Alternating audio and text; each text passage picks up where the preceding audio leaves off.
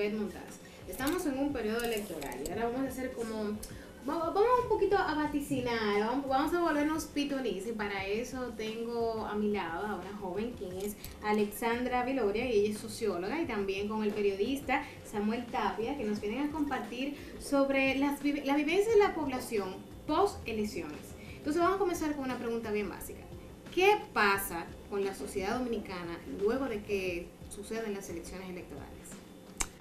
Bueno, primero, generalmente, si hay una transición si hay un periodo de transición del Estado, o sea, si cambia el oficialismo, si el partido que se va pierde y gana un nuevo presidente, pues siempre se ha discutido que el periodo de transición, que son unos 60 días, es muy largo, porque todo se paraliza. Por ejemplo, si tú tienes algún proyecto, generalmente se cancelan los contratos. ¿Pero a nivel del Estado o a nivel general? A nivel del Estado. A nivel del Estado. Y en realidad a nivel general tiende a haber recesión porque, por ejemplo, es muy difícil que inversiones nuevas comiencen hasta que no haya un clima más estable de lo que va a pasar y de que no se sepa. Inclusive, dependiendo de las decisiones, se pueden desincentivar, porque hay personas que dicen, bueno, si va fulano, yo voy a tener un contrato. No, ¿verdad? Yo tengo cosas, entonces se cambia la dinámica dependiendo de quién gane. O sea, y hay que tener en cuenta que ese periodo de transición siempre hay un poco de incertidumbre, entonces eso tiene a desincentivar la actividad en general. Eso en general sí cambia, y además, por ejemplo, qué sé yo, quizá los ministerios no tienen la misma, a nivel de ministerio, que no tienen el mismo incentivo de trabajo, porque obvio, si tú eres ministro de salud, es muy probable. Un poco asustado de que pueden hacer un cambio. No, si cambió de partido, es muy probable que tú no vas a estar, porque por lo menos y eso ha cambiado un poco en este país, pero antes era como que se barría, así, o sea, yo me recuerdo. El término que utilizaban era agitar la mata. Ajá, exacto. Como los mangos agitaban la mata en ese, luego que se llegaba el 16 de mayo, se agitaba la mata y se hacía un cambio completo del gabinete gubernamental. Yo me recuerdo que del 96 al 2000 mi madre trabajaba en inmigración, en un departamento que inclusive se creó mientras ella entró ahí, que fue el departamento médico, que era que le hacían chequeo médico a la persona que querían obtener residencia dominicana. Antes de eso no se hacía. Bueno, resulta que ella al otro día, el 17 de agosto, fue a trabajar y estaba su reemplazo. Estaba el tipo ahí saludando y que qué sé yo qué, tú sabes. Era así, ¿tú entiendes? Como que no. Yo creo que eso como debido a que hay legislación para la administración pública, como la ley de servicio público y eso. Ha cambiado un poco todavía, pero a nivel de dirección es así todavía. Y a nivel general, por ejemplo, en este caso el 16 de mayo es el día posterior al de las elecciones. Pero entonces, ¿por qué la gente piensa que lo peor puede pasar? Y hay mucha gente que está asustada y gente inclusive que se ha opuesto a la medida de que el lunes se va a comenzar a trabajar a partir de las 6 de la mañana y dicen, como no sabemos cómo las cosas van a pasar, no debería nadie de ir a trabajar ni ir a las escuelas ni nada por el estilo el lunes posterior a las elecciones. Bueno, es una idea que tiene la gente de que algo puede pasar, pero realmente, ¿qué ocurre? Sucedieron las elecciones, ahora empezamos a ese proceso que son 60 días, como decía, que es para que el gobierno, si es Danilo Medina, por ejemplo, pues tiene 60 días para reorganizar su gabinete. Si es la oposición quien gana, pues entonces tiene esos 60 días para conformar su gabinete. Hay muchos amarres que se hacen durante la campaña, muchas inversiones que se hacen durante la campaña. Entonces la gente tiene siempre esa espinita de qué va a pasar, si realmente voy a trabajar, si no voy a trabajar. Pero si es en cuanto a seguridad, bueno, hasta el momento todo se ha visto en calma, que ha sido lo bueno, la campaña transcurrió en calma y no creo que ocurra un inconveniente mayor. Bueno, yo no estoy de acuerdo tanto o sea, no creo que haya sido tanta la calma. No, salvo en contadas ocasiones, pero por ejemplo, en lo que se refiere a conflictos entre partidos, que coincidan, por ejemplo, en un punto cuando hay una caravana, que haya una persona de un partido que agreda a otra, ese tipo de cosas por ahora no se han visto. Sí han ocurrido casos, especialmente en las primarias del PLD, donde hubo incluso muertos, también en la campaña. Durante las caravanas hubo accidentes, pero eso son cosas ya que incluso podría decirse claro. Muy lamentable lo que ocurrió dentro del PLD, no debió ocurrir, es algo que debe tomar en consideración y evitar en la medida de la posibilidad ya para la próxima selección del deporte. En cuanto a lo que se vive en República Dominicana, pues no creo que haya ningún problema con el hecho de que se empiece a trabajar a las 6 de la mañana. O sea, que es posible de que la gente está retomando entonces ese escenario pasado y quizá tenga miedo a repetir. Es posible, sí, pero debemos recordar que, bueno, el PLD desde antes se había básicamente ganado. Sí que puede ocurrir, bueno, que quizás es algo que estén pensando, y es que con el conflicto que hay actualmente dentro de la Junta Central Electoral respecto a lo que es el conteo manual de los votos, pues si no se acepta como perdedor la oposición, pues podría rechazarse las elecciones. Sí. Entonces ahí sí la gente puede cuestionarse, ¿qué ocurre con eso si no se acepta el resultado final de la Junta? Bueno, yo creo que en realidad yo lo pondría un poco más subido de tono, porque es verdad que generalmente las elecciones en este país, en los últimos, vamos a suponer, 3 procesos, han sido muy diferentes a procesos anteriores donde ha habido mucho más episodios de violencia. En los 90, todavía en los años de Balaguer, que también se hubieron muchas acusaciones de fraude, aquí hay un historial de que hay un estado general y se pide día de fiesta y hay toque de queda, había toque de queda incluso el día de las elecciones porque se temían hasta una situación de guerra civil, vamos, o sea, tú sabes, de episodios violentos y de gente robándose urnas y de que llegó un militar a robarse la urna porque se la va a llevar, o sea, esos son episodios que han ocurrido aquí en República Dominicana. A medida que ha ido evolucionando el proceso democrático, eso ha quedado en el pasado y se confía mucho más en todo lo que es el proceso electoral. Pero debido a que yo creo que todavía nosotros no somos una sociedad muy violenta y en realidad la política, aquí en un acto de negociación política se asesinaron una figura pública, o sea, asesinaron a Febrillet, rector de la universidad, o sea, el macho violento dominicano, que es además el político, porque aquí más del 89%, algo así, son hombres, tú sabes, que tienen que reafirmar su identidad en el tigueraje, vamos a decirlo así. Y lo que ocurrió también dentro del Congreso. Que sí, el Congreso. Ajá, exacto. Entonces esas cosas han pasado y ocurren, y tiroteo y hombres con pistola es lo que más hay. Y los políticos, y a nivel de provincia, tú ves que dicen que no, el día de las elecciones yo ando armado. Te lo dice cualquier muchacho. Sí, claro, ese es el escenario que se podría percibir en la población general, pero hay otro que son las redes sociales, que unos años atrás no las teníamos y tiene un boom y tiene un arrastre y donde mucha gente está opinando, pero donde también se pueden ver situaciones y acciones que no salen inmediatamente a la prensa y ya el público en general tiene el acceso a ella y reacciona. Entonces, teniendo eso en cuenta, ¿cómo podrían valorar el efecto de las redes sociales en este tipo de acontecimientos? Bueno, las redes sociales, tal como dices, en República Dominicana especialmente, que es el escenario que nos compete a nosotros, han tenido un impacto que la gente no esperaba. Tenemos, por ejemplo, lo que ocurrió con el 4% para la educación. Se formó un movimiento a través de las redes sociales. En el actual sistema político no ha sido diferente. Lo que los candidatos han estado diciendo se maneja a través de las redes sociales. Los jóvenes lo ven a través de las redes sociales, incluso más que los noticiarios.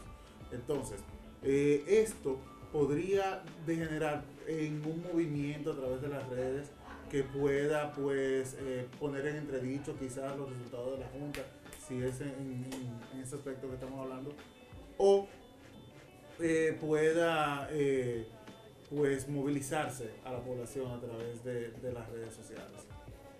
Bueno, yo creo que en sociología de la comunicación, ¿no? Dicen que los medios de comunicación, y es una teoría que está antes de que el concepto de red social existía, vamos a suponer, pero es que se aplicara a este tipo de medios de comunicación digital, tal como lo tenemos, que es el efecto narcotizante de los medios de comunicación, que cuando tú te comunicas mucho algo, o tú ves que te hacen, por ejemplo, tuve una noticia de Loma de Miranda, cuando estaba en Loma de Miranda, o tú ves que hay una protesta por algo, por ejemplo, por eso de lo que está pasando ahora del conteo manual, y tú entiendes como ciudadano que sí, por el hecho de que tú estás viendo la noticia y de que tú la estás compartiendo, tú sientes que tú estás participando y la gente, y entonces eso a veces hace como que tiene dos efectos. Es bien porque la gente se vincula y se reconoce de que hay algo y corre por y es más democrático porque cualquiera tiene acceso a una red, en principio, tú ves. Se habla mucho de que las redes sociales también son muy manipulables, pero por más manipulables que sean, está mucho más acceso y hay un contacto mucho más directo entre usuario y receptor que cualquier medio de comunicación en más anterior. Entonces eso sí da paso a que la información como poder en sí tenga más cabida. Pero al mismo tiempo también hace quizá que la gente se desmovilice un poco porque piensa que nada más por escribir algo, por compartir una opinión o por comunicar algo ya está siendo activo.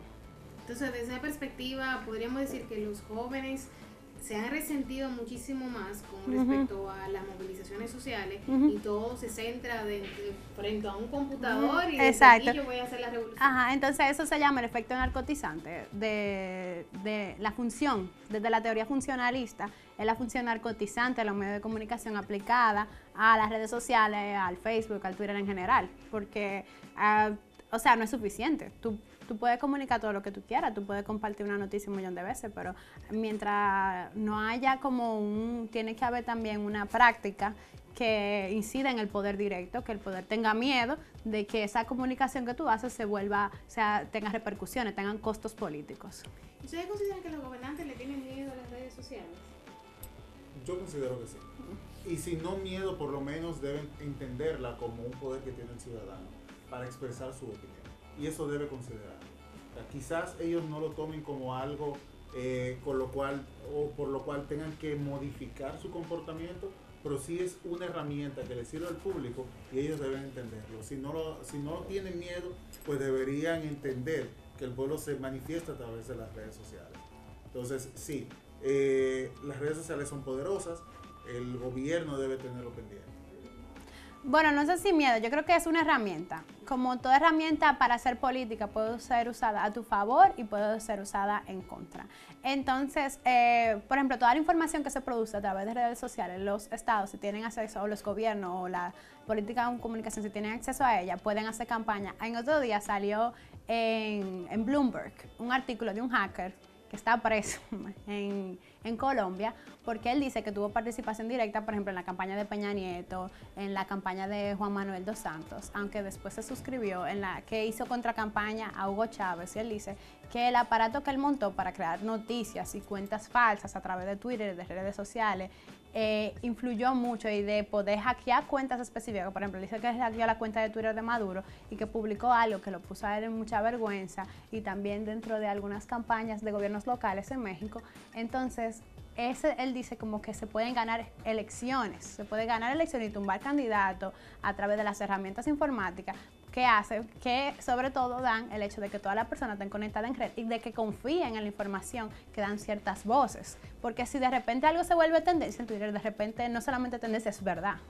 Sino que alguien pudo haber generado una tendencia. Ajá, entonces eso se siente como un poder. Entonces ese poder, bueno, de quien lo use, ya sea para causas más nobles, vamos a decir, o causas más populares, o para quien lo manipula desde su situación, que puede ser ya personas que están establecidas en ciertos espacios políticos. Bueno, ya ustedes saben por dónde va la caja verde, así que no se muevan, que al retornar continuamos hablando sobre la sociedad post elecciones electorales.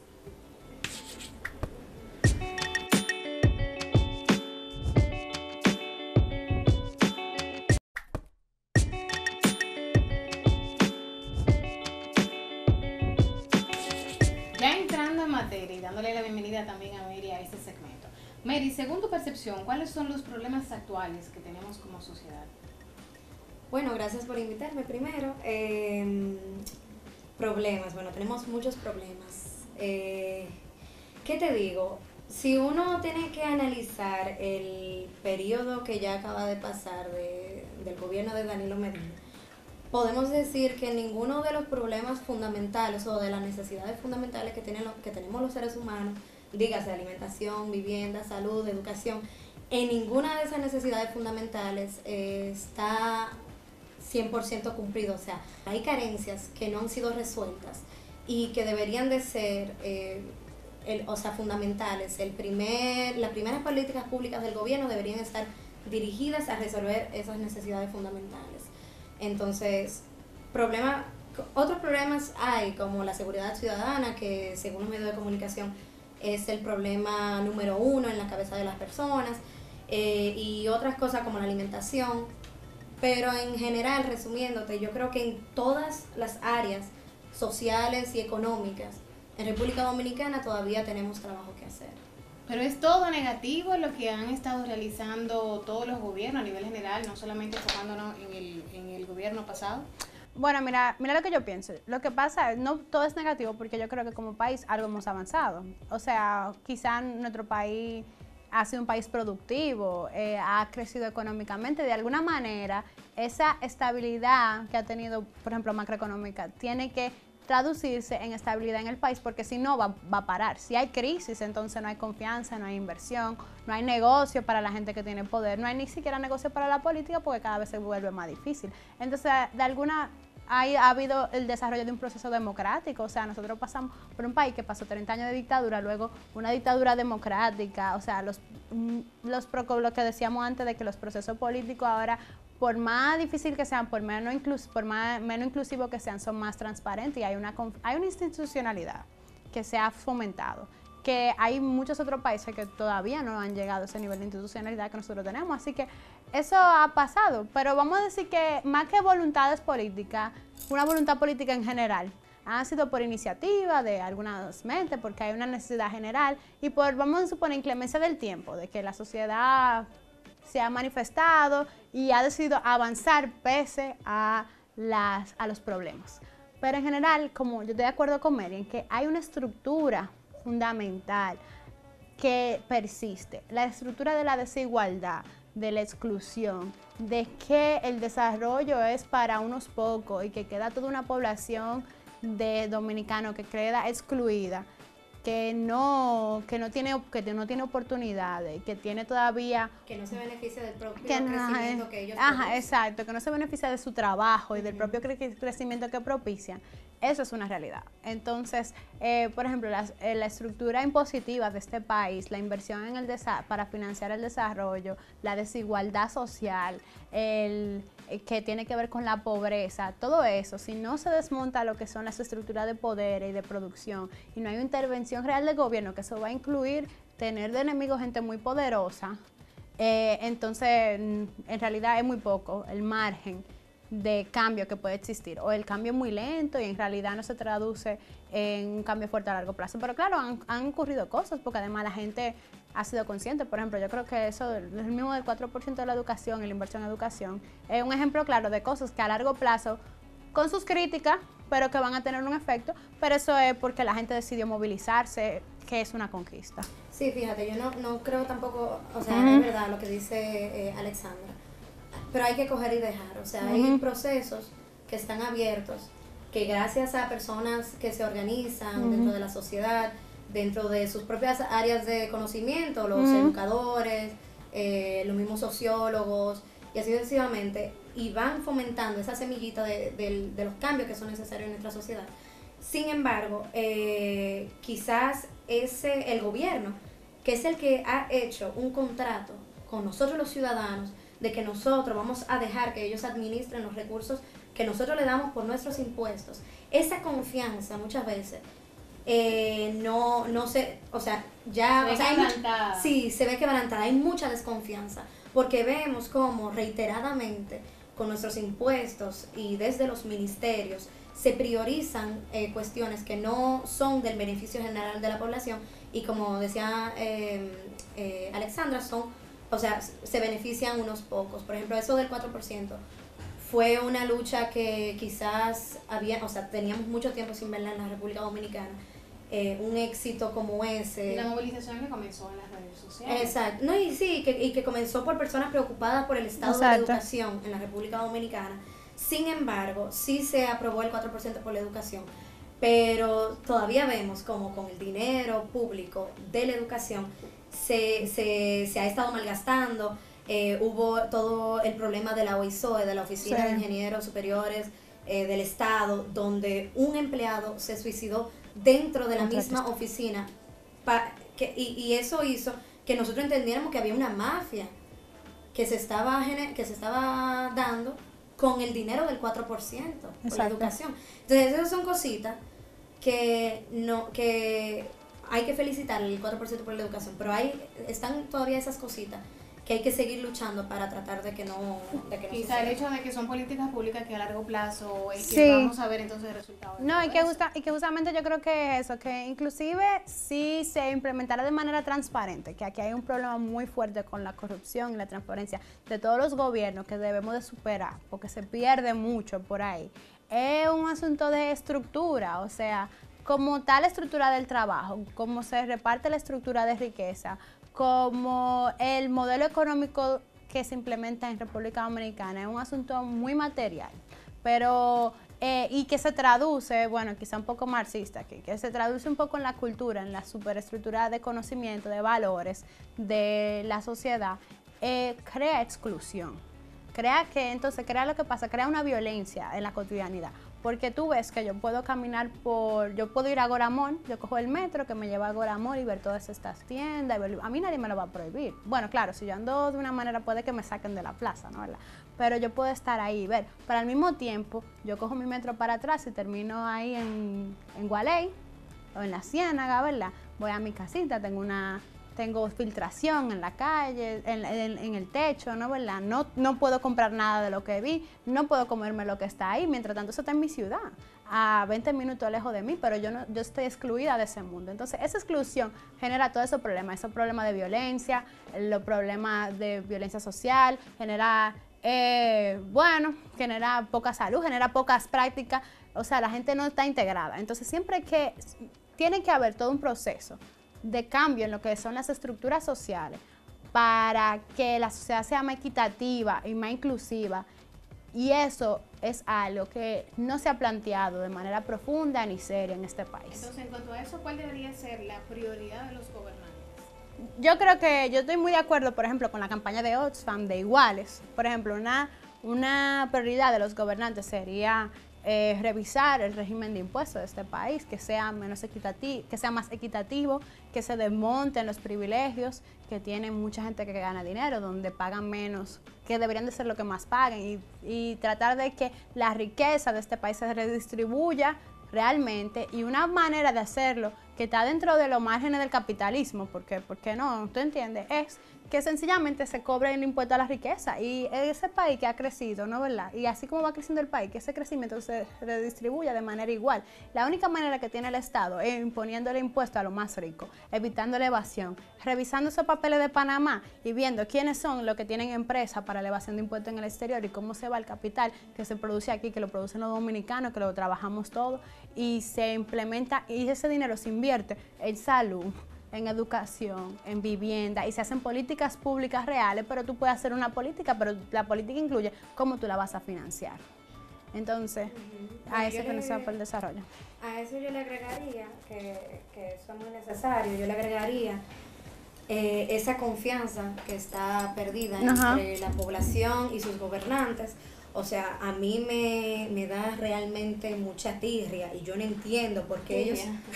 O sea, me quilla mucho, me enoja, me saca fuera de mi casilla el hecho de yo escuchar que nuestros gobernantes hablan de que hay una revolución social en la República Dominicana, y yo no estoy inventando el término, el concepto. Revolución social es lo que se ha estado diciendo, revolución educativa y otros términos que quieren decir mucho, pero que se ve poco en la práctica, en el día a día. En el día a día yo lo que veo es esa desconfianza de que tú me puedas hacer un tigueraje por atrás, una marulla, y que tú estés bien conmigo, pero que realmente tú lo que estés tratando es sacar tu propio beneficio y tu propio interés. Sí. Y eso nosotros lo vivimos a diario, y en las instituciones donde nosotros debemos de dirigirnos, por ejemplo, el ayuntamiento, que también es una institución pública. Si hay un hoyo en mi calle y está lloviendo mucho, como lo ha sucedido estos días, y se inunda la calle, yo no puedo yo no tengo a dónde acudir, cuando yo debería de acudir al ayuntamiento y el alcalde abrirme sus puertas y resolver el problema por el que yo le estoy pagando, porque al final ellos son mis empleados. O sea, aunque yo no lo quiera, aunque no sea algo de superior ni inferior, pero yo estoy dando dinero de mis impuestos para que se me resuelvan los problemas básicos. Sí. Entonces, yo entiendo que hay mucha desconfianza porque nosotros le estamos dando todo eso a ellos, y ellos tienen mucho poder y tienen mucho dinero. Sin embargo, eso no se nos devuelve. ¿Se quejan más los jóvenes de que accionar? ¿Ellos se quejan más que accionar? A ver si Sí, yo creo que sí, pero también es como te digo, puede ser está un poco normalizado eso, porque a veces tú no sabes qué hacer, ¿tú entiendes? Tú tienes que ver que la cotidianidad es muy compleja. Mira, de los jóvenes se nos exige mucho y a veces no se nos da tanto. Se nos exige, que seamos exitosos, que tenemos que trabajar, estudiar. Hay todo, que tenemos que estar lindos, que tenemos que estar presentables. Es toda una serie de presión. Y a veces, inclusive tú haciendo un esfuerzo, tú no lo cumples. O el hecho de, también se te dice como que se te pone la idea de que tienes que llegar a todo eso, pero de la manera más rápida y de la manera más fácil, ¿tú entiendes? Porque todo tú lo necesitas y tú lo necesitas ahora, y eso es lo que te va a definir como una persona exitosa. Entonces, en ese sentido, yo creo que la sociedad civil tiene que aprovechar esa crisis de gobernabilidad y movilizarse y reclamar que ya tienen demasiado tiempo y que ya está bueno del abuso de poder y tratar de hacer vínculo con lo popular. Ese hecho no viene de que el mismo pueblo es quien elige entonces la continuidad. El pueblo lo elige porque tú tienes que ver que, por ejemplo, en este país, bueno, hay una preferencia y quizá este gobierno han habido ciertas conquistas que debido al asunto del presidencialismo, el pueblo lo atribuye al gobierno, pero en realidad son conquistas sociales porque son la gente que se ha movilizado. Para mí el ideal es que cualquier persona que esté ahí, sea fulano, mengano, azul, rojo, represente lo que son los intereses o se vea obligado a representar los intereses de la población, que la gente tenga. Entonces eso solamente se hace a partir de la presión social. La presión social es la que lleva al gobierno a que le interese decir revolución educativa, porque tienen que comunicar, tienen que hacer que la gente sienta que hay empatía, que se está haciendo algo. Pero llega un punto donde obligatoriamente la realidad se impone a la visión comunicativa, a ese mundo que vive en los medios de comunicación. Y se te impone tu realidad cotidiana, o sea, se te impone la dificultad que tú tienes. Entonces, cuando ya llega un punto de quiebre, la gente se va a tener que mover y va a decir que su voto, su apoyo a esa persona no es suficiente. Tiene que haber otros reclamos, tienen que haber acciones reales que sean contundentes a lo que son mis condiciones de vida inmediata. Bueno, ya vieron cuál es el pensar de esas dos jóvenes que son inquietas en cuanto a esas quejas que tenemos a nivel general en la sociedad.